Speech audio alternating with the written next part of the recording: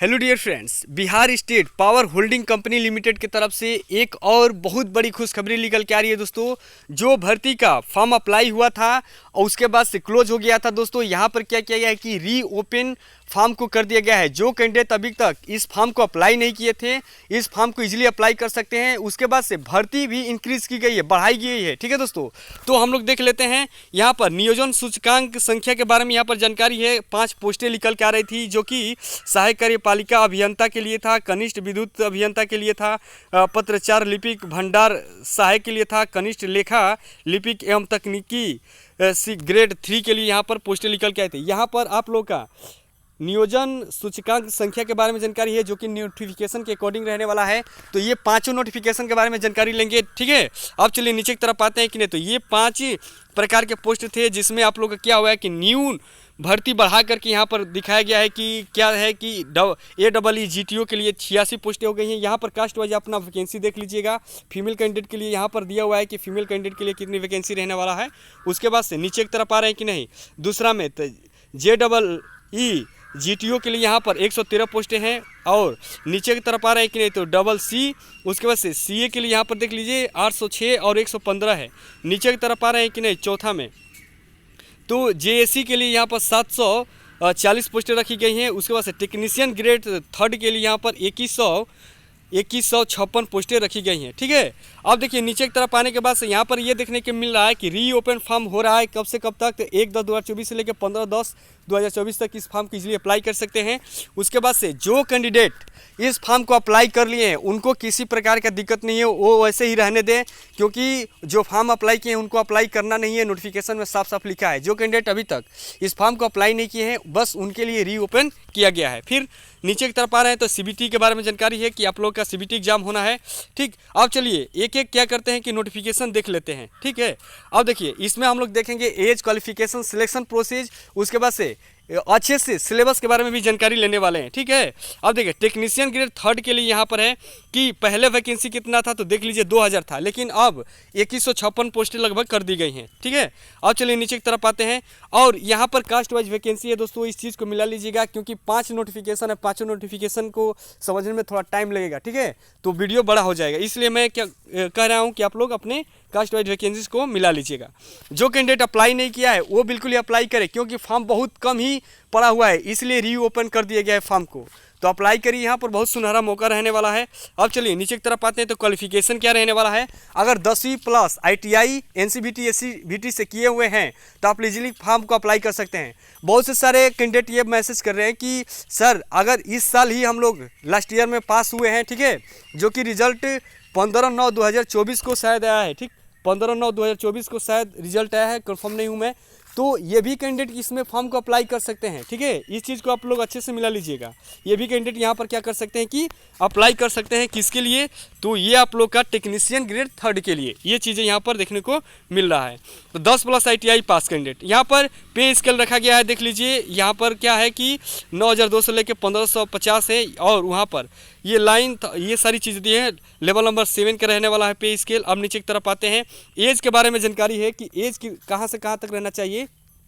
तो UR के लिए 18 से 37 वर्ष, SC के लिए यहाँ पर 18 से 42, ST के लिए 18 से 42, EBC के लिए 18 से 40, BC के लिए 18 से 40। फीमेल कैंडिडेट कोई भी हो यहाँ पर 18 से 40 के बीच में आते हैं तो अप्लाई कर सकते हैं। PWD कैंडिडेट 10 ईयर आप लोग को छूट देखने को मिल रहा है। फिर नीचे की तरफ आइए, ये सारी चीज़ें हो गई क्वालिफिकेशन के बारे में। ये फीस के बारे में सब नोटिफिकेशन के लिए मैं बता देता हूँ एक ही बार कि फीस सब नोटिफिकेशन में सभी पोस्ट के लिए एक ही रखा गया है। क्या है कि UR के लिए, EBC के लिए, BC के लिए 1500 आप लोगों का फ़ी रखा गया है। ठीक है, फॉर्म अप्लाई करते वक्त आप लोगों को 1500 रुपये पे करना होगा।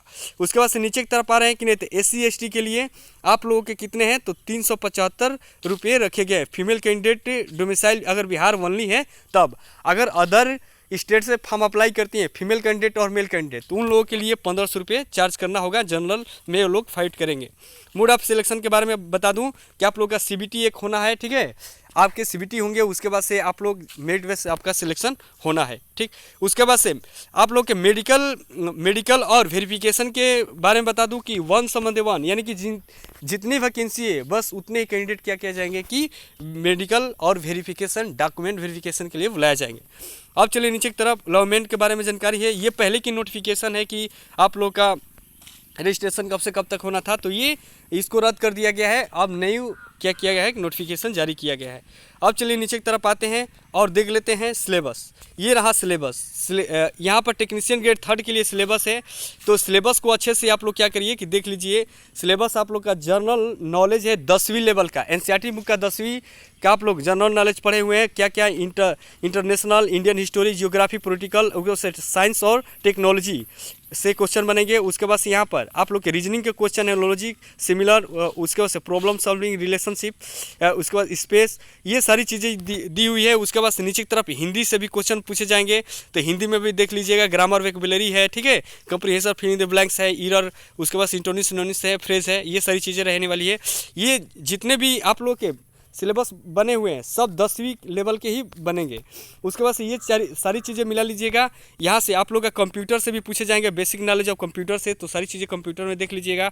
उसके बाद से क्वेश्चन बनने वाले हैं कहाँ से आप लोग के, तो टेक्नीशियन पेपर पर फाइनल ईयर आप लोग का सिलेबस रहेगा। जैसे मान लीजिए कि ITI पास किए हुए हैं इलेक्ट्रीशियन से, तो इलेक्ट्रीशियन ट्रेड में आप लोग का क्या है कि ये जितने भी दिए हुए हैं इलेक्ट्रीशियन के सब्जेक्ट वाइज, उसके बाद से आप लोगों का पार्ट वाइज कि कहाँ से क्वेश्चन बनेंगे, तो इस चीज़ को मिला लीजिएगा।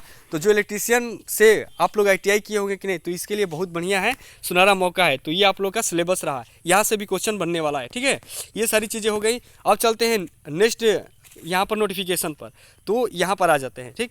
अब अगला नोटिफिकेशन किसके लिए रहने वाला है, तो देखिए ये नोटिफिकेशन आप लोग का रहेगा requirement on the post assistant executive engineer के लिए, GTO के लिए आप लोग का रहेगा। अब देखिए यहाँ पर 40 पोस्टें पहले थी, लेकिन अब सीटें बढ़ा दी गई हैं। ये सारी चीज़ें रहीं। क्वालिफिकेशन क्या रहेगा, तो 4 इयर्स का इंजीनियरिंग रहेगा, BE या BTech, BSc इंजीनियरिंग से सारी इलेक्ट्रिकल, इलेक्ट्रॉनिक्स के लिए, और यहाँ पर इलेक्ट्रिकल के लिए सारी चीज़ें दी हुई हैं। ये सब से किए हुए हैं कि नहीं, तो आप लोग अप्लाई कर सकते हैं। यानी कि आप लोग BTech किए हुए हैं 4 इयर्स के लिए, तो इजीली फॉर्म को अप्लाई कर सकते हैं। फिर नीचे की तरफ आते हैं कि नहीं, तो ये आप लोग का इंजीनियरिंग में आप लोग के परसेंटेज हायर किए गए हैं कि परसेंटेज कितना रहना चाहिए। TYR के लिए 40, यहाँ पर 60% है, SC के लिए 50%, ST के लिए 50%, BC के लिए 55%, EBC के लिए 55%। ये सारी चीज़ें रहने वाली है। वैलिड गेट स्कोर, यानी कि गेट आप लोग दिए हुए हैं कि नहीं, तो उसका स्कोर भी आप लोग का यहाँ पर वैलिड रखा गया है। सारी चीज़ें ये रही। ये आप लोग का पे स्केल रहेगा, सैलरी कितनी मिलनी है। एज के बारे में यहाँ पर जानकारी है, एज क्या क्या रहेगा कि नहीं, तो UR के लिए 21 से 37, SC के लिए 21 से 42, ST के लिए 42, 21 से सारे चीज़ रहने वाले हैं। तो 21 से लेकर 40 वर्ष तक कैंडिडेट क्या कर सकते हैं कि फॉर्म को अप्लाई कर सकते हैं। कास्ट वाइज देख लीजिएगा, फीमेल कैंडिडेट को 40 वर्ष तक अप्लाई कर सकती हैं। PWD कैंडिडेट है कि नहीं, तो 10 ईयर्स का छूट मिल रहा है। अब देखिए सबके लिए आयु बस यही रखा गया है, ठीक है, सब नोटिफिकेशन में यही देखने को मिलेगा। अब चलिए नीचे की तरफ आते हैं। नीचे की तरफ आने के बाद से एप्लीकेशन फ़ी वही रहेगा, ठीक है। जिस पोस्ट के लिए अप्लाई करते हैं एप्लीकेशन फीस वही रहने वाला 1500 रुपया। UR के लिए, BC के लिए, BC के लिए सारी चीज़ें ये देख लीजिएगा। पहले का ये है। और गेट या मोड ऑफ सिलेक्शन के बारे में है कि गेट जैसे ही यहाँ पर सिलेक्शन में भी done, basic candidate valid GATE score आप लोग को क्या करना है कि हायर करना है। अप्लाई करने के डेट सारी चीज़ें मेंशन है यहाँ पर। नीचे की तरफ आते हैं, ठीक, ये सारी चीज़ें रही। तो इसका सिलेबस नहीं दिया है दोस्तों, गेट के जो स्कोर है उस पर ही हायर करना है। तो गेट का जो भी तैयारी करता है, ठीक, इंजीनियरिंग लेवल वाला 4 ईयर का, तो सारी चीज़ें इसके यहाँ से मिला लीजिएगा। अब चलिए अगला देखते हैं नोटिफिकेशन। अगला नोटिफिकेशन है जूनियर इलेक्ट्रिकल इंजीनियर के लिए। अगला नोटिफिकेशन है जूनियर इलेक्ट्रिकल इंजीनियर के लिए, GTO के लिए। तो ये सारी चीज़ें देख लीजिए। यहाँ पर कितनी सीटें थी, पहले 40 थी, लेकिन अब सीटें क्या हो गई हैं, बढ़ गई हैं। इस चीज़ को मिला लीजिएगा। अब चलिए नीचे की तरफ आते हैं। तो यहाँ पर क्वालिफिकेशन क्या है, तो आप लोग डिप्लोमा पास हैं, ठीक, डिप्लोमा जो भी कैंडिडेट पास है इस फॉर्म को बिल्कुल ही अप्लाई कर सकता है। इस चीज़ को देख लीजिएगा। बस कौन कौन अप्लाई करेगा डिप्लोमा में? तो इलेक्ट्रिकल कैंडिडेट इस फॉर्म को क्या कर सकता है कि अप्लाई कर सकता है। स्टेट गवर्नमेंट हो या सेंट्रल गवर्नमेंट हो, कोई भी आप डिप्लोमा किए हुए हैं तो अप्लाई कर सकते हैं। अब चलिए नीचे की तरफ आते हैं। यहाँ पर बेसिक पे स्केल है कि कितना सैलरी आपका रहने वाला है। फिर नीचे की तरफ आयु सीमा सारा वही है, 18 से 40 वर्ष के बीच में तो अप्लाई कर सकते हैं। कास्ट वाइज आप लोग अपना देख लीजिएगा कि किस कास्ट से बिलोंग करते हैं, आपकी आयु उतना बन रही है कि नहीं। अब चलिए नीचे की तरफ आ रहे हैं कि नहीं। तो ये एप्लीकेशन चार्ज है जो कि फॉर्म अप्लाई करते वक्त लगेगा, सारा चार्ज वही रखा गया है, इसमें किसी प्रकार का संशोधन नहीं किया गया। अब नीचे की तरफ और सारी चीज़ें देख लेते हैं। देखिए आप सीबीटी एग्ज़ाम देंगे कि नहीं, तो वो यहाँ पर रखा गया है। सीबीटी में आप लोग 40% यूआर के लिए है, 36.5 BC, 34 EBC, 32 SC ST female candidate के लिए। ये सारी चीज़ें रहीं। पहले का ये अप्लाई डेट है, लेकिन अब अप्लाई डेट चेंज हो गया है। और डॉक्यूमेंट वेरिफिकेशन के लिए उसके बाद मेडिकल के लिए एक संबंध एक कैंडिडेट ही बुलाए जाएंगे। ठीक, जितनी वैकेंसी है उतने ही कैंडिडेट। अब नीचे की तरफ आते हैं। नीचे की तरफ आने के बाद से यहाँ पर आप लोग को सिलेबस देखने को मिलेगा दोस्तों। किसका सिलेबस है ये? तो सिलेबस जूनियर इलेक्ट्रिकल इंजीनियर के लिए। तो यहाँ पर देख लीजिए 10वीं से आप लोग का 10वीं की बुक का जो जीके है वहाँ से जीके पूछे जाएंगे कि हिस्ट्री जियोग्राफी का, उसके बाद से कॉन्स्टिट्यूशनल टेक्नोलॉजी, ठीक है, उसके बाद फंडामेंटल नॉलेज के बारे में है, यहाँ पर रीजनिंग के बारे में, और यहाँ पर इंग्लिश कंप्रीहेंशन से भी क्वेश्चन पूछेंगे जाएंगे, antonym synonyms, one word situation error के बारे में, आइडियल फ्रेजेस के बारे में, पैसेज कंप्रीहेंशन के बारे में, जनरल हिंदी से भी क्वेश्चन बनेंगे। फिर नीचे की तरफ आते हैं कि नहीं, तो बेसिक नॉलेज ऑफ कंप्यूटर से भी क्वेश्चन बनने वाले हैं। तो कंप्यूटर में सारी अच्छे दिए हुए हैं सिलेबस, तो सिलेबस को अच्छे से पढ़ लीजिएगा, एक टिक मार्क करके। यहाँ से अगर तैयारी कर लेते हैं कि नहीं तो किसी प्रकार का आपका दिक्कत नहीं आने वाला है। फिर नीचे की तरफ आते हैं कि नहीं, तो टेक्नीशियन पेपर पर सिलेबस फॉर डिप्लोमा इलेक्ट्रिकल, ठीक है। तो ये कहने का मतलब ये है कि जो क्वालिफिकेशन आप लोग देंगे, ठीक, जो क्वालिफिकेशन देंगे उसके अकॉर्डिंग ही क्या किया जाएगा कि 50% यहाँ पर क्वेश्चन बनने वाले हैं। ये सारी चीज़ें रही। तो डिप्लोमा होल्डर वाले इस चीज़ को मिला लीजिएगा। देखिए ये सारी चीज़ें दी हुई हैं। फिर एक यहाँ पर मैकेनिकल के लिए भी दिया है, टेक्नीशियन में एलईडी बैटरी फ्यूज के बारे में, ये सारी चीज़ें आप लोग पढ़ लीजिएगा, देख लीजिएगा। जो कैंडिडेट डिप्लोमा होल्डर वाले हैं इस चीज़ को समझ रहे होंगे। अब चलिए चलते हैं अगले नोटिफिकेशन पर। फिर आ जाते हैं यहाँ पर अगला नोटिफिकेशन देखते हैं। तो यहाँ पर करस्पोंडेंस क्लर्क, स्टोर असिस्टेंट वही जो मतलब सारे वगैरह जो भी सामान वामान रहता है उसका देख रेख करता है, अच्छे से देखते हैं वही। अब देखिए यहाँ पर करस्पोंडिंग क्लर्क के लिए यहाँ पर 150 सीटें पहले थी, लेकिन अब बढ़ा दी गई हैं। स्टोर असिस्टेंट के लिए 80 सीटें थी, अब बढ़ा दी गई हैं। ये सारी चीज़ें रहीं। फिर यहाँ पर कास्ट वाइज सारी चीज़ें वैकेंसी दिया हुआ है। यूआर में कितना है, ठीक, ईडब्ल्यूएस में, एससी एसटी में, ईबीसी में, बीसी में, तो सारी चीज़ों को इसको मिला करके देख लीजिएगा कास्ट वाइज वैकेंसी आपका कितना रहने वाला है। आप देखिए यहाँ पर आप लोगों को क्या क्वालिफिकेशन क्या लगना है, तो करस्पोंडिंग क्लर्क के लिए, उसके बाद स्टोर असिस्टेंट के लिए तो आप लोग ग्रेजुएशन किए हुए हैं, बस ग्रेजुएशन पास आउट है कि नहीं, तो आप इस फॉर्म को ईजिली अप्लाई कर सकते हैं। कोई भी कैंडिडेट ग्रेजुएशन किया हुआ है, ठीक है, तो इजीली फॉर्म को अप्लाई कर सकता है, बस इतना ही और कुछ नहीं। उसके बाद से प्रोवेंडिंग पीरियड आप लोग का 2 इयर्स का यहाँ पर ट्रेनिंग के बारे में बोल रहा है। चलिए ये सैलरी के बारे में इस चीज़ को देख लीजिएगा। एज के बारे में सारा एज वही रहने वाला है जो पहले था। उसके बाद से नीचे की तरफ आते हैं। नीचे की तरफ आने के बाद से एप्लीकेशन चार्ज भी रखे गए। एप्लीकेशन चार्ज क्या है, तो एप्लीकेशन चार्ज वही रहेगा जो पहले था, ठीक है, 1500 रुपया यूआर ईबीसी के लिए, ठीक है, बीसी के लिए। अदर कैंडिडेट के लिए 375 रखने वाले हैं, और जनरल कैंडिडेट यूआर में फाइट करेंगे। मोड ऑफ सिलेक्शन सीबीटी आपके एग्जाम लिए जाएंगे। ये सारी चीज़ें मैंने बता दिया है। अब चलते हैं नीचे की तरफ आने के बाद से देख लेते हैं इसका। तो ये रहा सिलेबस, ठीक है, किसके लिए सिलेबस है ये, तो दोस्तों इस सिलेबस को टिक मार्क कर लीजिएगा, ठीक है। नोटिफिकेशन के अकॉर्डिंग अगर सिलेबस को अच्छे से पढ़ लेते हैं कि नहीं, तो बिल्कुल आपका सिलेक्शन हो जाना है। करस्पोंडिंग क्लर्क स्टोर असिस्टेंट के लिए देखिए 10वीं पास कैंडिडेट जो है कि नहीं, मतलब 10वीं लेवल के ही आप लोग के जनरल नॉलेज पूछे जाएंगे, ठीक, 10वीं लेवल के आप लोग के रीजनिंग पूछे जाएंगे। ये एक्स लेवल वही बोल रहा है, जनरल हिंदी एक्स लेवल का ही पूछा जाएगा। फिर उसके बाद से ऊपर की तरफ आ रहे हैं तो यहाँ पर आप लोग का रीजनिंग भी यहाँ का 10वीं लेवल का ही पूछा जाएगा। उसके बाद से इंग्लिश आप लोग का 10वीं लेवल का ही पूछा जाएगा। उसके बाद से बेसिक नॉलेज ऑफ कंप्यूटर देख लीजिएगा, कंप्यूटर बेसिक नॉलेज से पूछा जाएगा। कहाँ कहाँ से क्वेश्चन बनने हैं ये सारी चीज़ें अच्छे से एकदम मेंशन हुए। बहुत बढ़िया लग रहा है ये चीज़ें कि सब कुछ सिलेबस में बढ़िया से दिया हुआ है कि मैं क्वेश्चन कहाँ से बनाने वाला हूँ, इस चीज़ को भी मैटर कर रहा है। अब तो इस चीज़ को मिला लीजिएगा, देख लीजिएगा। चलिए अब अगला देख लेते हैं लास्ट नोटिफिकेशन। लास्ट नोटिफिकेशन आप लोग का क्या है तो जूनियर अकाउंट क्लर्क के लिए है। यहाँ पर लास्ट नोटिफिकेशन किसका है तो जूनियर अकाउंट क्लर्क के लिए है। तो यहाँ पर कुल सीटें पहले थी कितनी 300, लेकिन अब सीटें क्या हो गई हैं कि बढ़ गई है, ठीक है, 375 समथिंग हो गया है। और यहाँ पर कास्ट वाइज सारी वैकेंसी दिया हुआ है, तो कास्ट वाइज देख लीजिएगा कि कितनी वैकेंसी कहाँ किस कास्ट में कितनी रहनी है, कास्ट वाइज आप लोग अप्लाई कर लीजिएगा। अदर स्टेट के जो भी कैंडिडेट हैं वो लोग डायरेक्ट एकदम जनरल में ही फाइट करने वाले हैं। फिर नीचे की तरफ आते हैं।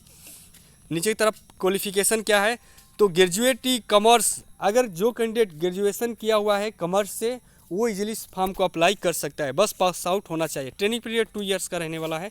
यहाँ पर आप लोग का ये सैलरी स्लिप के बारे में जानकारी है। आयु सीमा सारा वही रहने वाला है 21 से 40 वर्ष। कास्ट वाइज यहाँ पर छूट देखने को मिला है, इस चीज़ को भी मिला लीजिएगा। फिर नीचे की तरफ आते हैं। नीचे की तरफ आने के बाद से यहाँ पर आप लोग का एप्लीकेशन फ़ी वही पुराना रहेगा। जो कैंडिडेट न्यू हैं उनके लिए एप्लीकेशन फ़ी का भी प्रावधान है, इस चीज़ को देख लीजिएगा। अब ठीक है, मोड ऑफ सिलेक्शन के बारे में CBT आप लोग का पेपर होना है, ठीक है। और अब चलिए नीचे की तरफ आते हैं और इसको देख लेते हैं क्या चीज़, सिलेबस देख लिया जाता है, ठीक है। लास्ट सिलेबस क्या रहने वाला है तो अब देखिए सिलेबस आप लोग का क्या रहेगा कि नहीं। तो यहाँ पर सिलेबस आप लोगों का जूनियर अकाउंट क्लर्क के लिए क्या है तो जनरल नॉलेज 10वीं लेवल के पूछे जाएंगे, लॉजिकल रीजनिंग 10वीं लेवल के पूछे जाएंगे। उसके बाद से यहाँ पर इंग्लिश आप लोग का 10वीं लेवल का रहेगा, हिंदी भी 10वीं लेवल का रहेगा, ठीक है। उसके बाद से आप लोग का बेसिक नॉलेज ऑफ कंप्यूटर, यानी कि कंप्यूटर से हर जगह क्वेश्चन आपके बन रहे। कंप्यूटर में कहाँ से क्वेश्चन बनेंगे ये सारी चीज़ें यहाँ पर अच्छे से दे दिया है, ठीक। इस चीज़ को भी मिला करके पॉइंट मार्क करके आप लोग अच्छे से तैयारी करिएगा अगर फॉर्म अप्लाई करते हैं तब, क्योंकि फॉर्म अप्लाई करिएगा दोस्तों यहाँ पर एप्लीकेशन बहुत ही कम गिरे हैं अगर यहाँ पर जॉब करना चाहते हैं तब। अब चलिए नीचे की तरफ आते हैं। यहाँ पर कुछ क्वेश्चन यहाँ से भी बनेंगे कॉमर्स से, जो ग्रेजुएट आप लोग कॉमर्स किए हुए हैं वहाँ से क्वेश्चन बनेंगे। तो आप लोग ये सिलेबस को मिला लीजिएगा। जो कैंडिडेट अगर कॉमर्स ग्रेजुएशन किया है तो उसके सिलेबस में ये सारी चीज़ें मेंशन होगी। प्रॉफिट लॉस अकाउंट, ठीक है, costing, cost analysis, accounting concept, ये सारी चीज़ें दी हुई हैं। तो इस चीज़ को भी अच्छे से मिला करके देख लीजिएगा। नोटिफिकेशन के अकॉर्डिंग किसी भी प्रकार का दिक्कत होता है तो ज़रूर कमेंट करिएगा। 5-6 नोटिफिकेशन आए हुए हैं। जो कैंडिडेट अभी तक इस फॉर्म को अप्लाई नहीं किया है क्या करे कि इस फॉर्म को बिल्कुल ही अप्लाई कर दे, क्योंकि यहाँ पर क्या है कि कंपटीशन बहुत ही कम है। कंपटीशन कम होने के कारण क्या कर सकते हैं कि आप अच्छे से यहाँ पर क्या कर सकते हैं सिलेक्शन ले सकते हैं, ठीक है दोस्तों। और वीडियो में जानकारी आप लोग को अच्छी लगी है तो वीडियो को लाइक करिए, चैनल को सब्सक्राइब एवं शेयर भी करिएगा। थैंक यू दोस्तों।